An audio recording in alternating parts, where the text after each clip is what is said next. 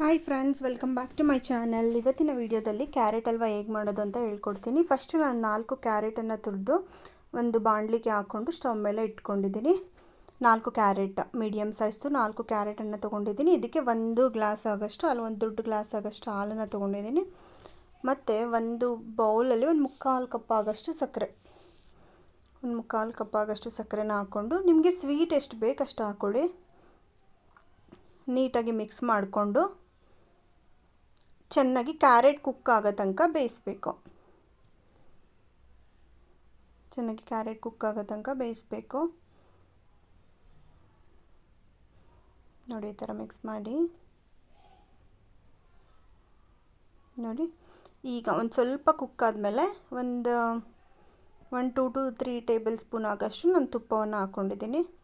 ತುಪ್ಪ ಹಾಕಿ ಮತ್ತೆ ಚೆನ್ನಾಗಿ ಮಿಕ್ಸ್ ಮಾಡಿ ಅದು ಫುಲ್ಲು ಕ್ಯಾರೆಟ್ ಕುಕ್ಕಾಗಿ ತಳ ಬಿಡೋ ತನಕ ಬೇಯಿಸಬೇಕು. ತಳ ಬಿಟ್ಟು ಆ ವಾಟರ್ ಕಂಟೆಂಟ್ ಏನಿದೆ ಅದು ಫುಲ್ ಹೊಟ್ಟೋಗ್ಬೇಕು. ನೀರಿನಂಶ ಸ್ವಲ್ಪನೂ ಇರಬಾರ್ದು.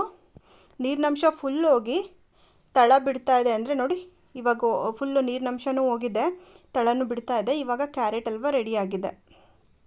ಇವಾಗ ನಾವು ಇದಕ್ಕೆ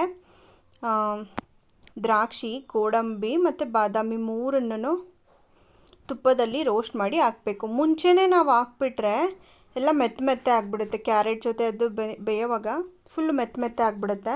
ಸ್ವಲ್ಪ ಕ್ರಂಚಿ ಆಗಿರಬೇಕಂದ್ರೆ ನಾವು ಲಾಸ್ಟಲ್ಲಿ ಫ್ರೈ ಮಾಡಿ ಹಾಕಬೇಕು.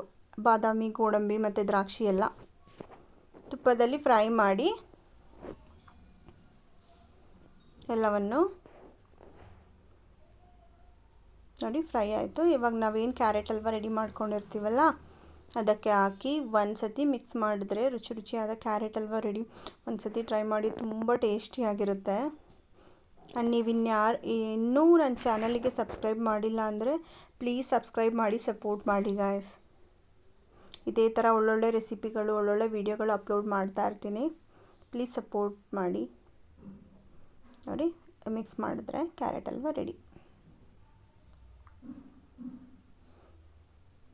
ತುಂಬ ಟೇಸ್ಟಿಯಾಗಿರುತ್ತೆ. ಒಂದು ಸತಿ ಟ್ರೈ ಮಾಡಿ. 15 ಕ್ಯಾರೆಟ್ ತುರಿದಿಟ್ಕೊಂಡ್ಬಿಟ್ಟಿದ್ರೆ 10 to 15 ಮಿನಿಟ್ಸಲ್ಲಿ ರೆಡಿ ಆಗಿಬಿಡುತ್ತೆ.